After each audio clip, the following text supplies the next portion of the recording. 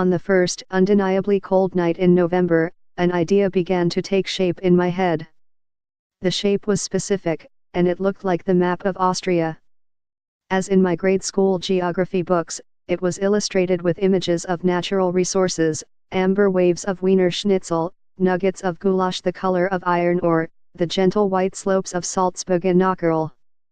There is no wrong time of year to eat Austrian food, but the approach of winter always brings it to my mind, a lifelong habit of associating strudel and schnitzel with snowflakes that stay on your nose and eyelashes. Thank you very much, Julie Andrews. So when I first saw that map, I knew what it meant, time to go back to Wallsé.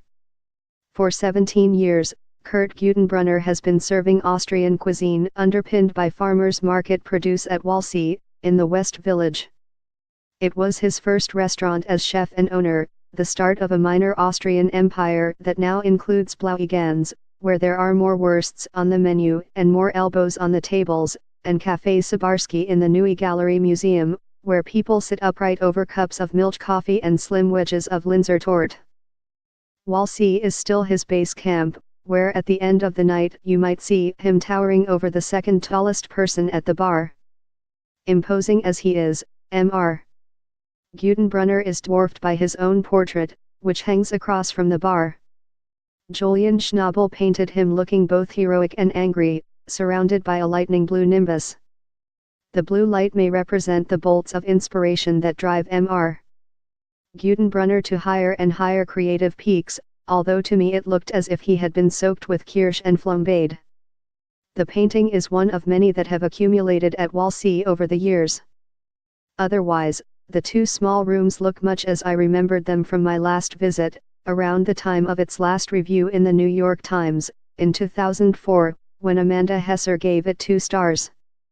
The windows on West 11th Street are still impressively wide, the tablecloths are still white, the chairs are still black, high-backed and convincingly secession-ish.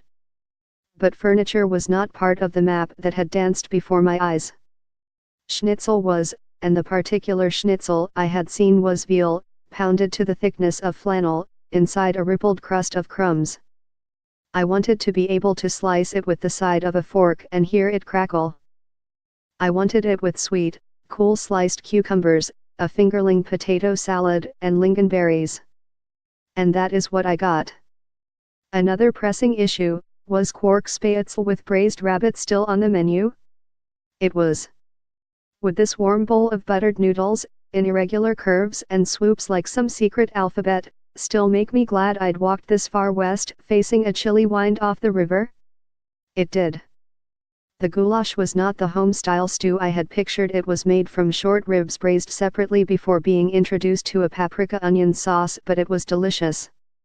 The fine produce that I remembered as setting Wallsé apart from more old-school Austrian restaurants was still there, too. Wonderful lobster poached in butter was woven in with small chanterelles and crisp zucchini.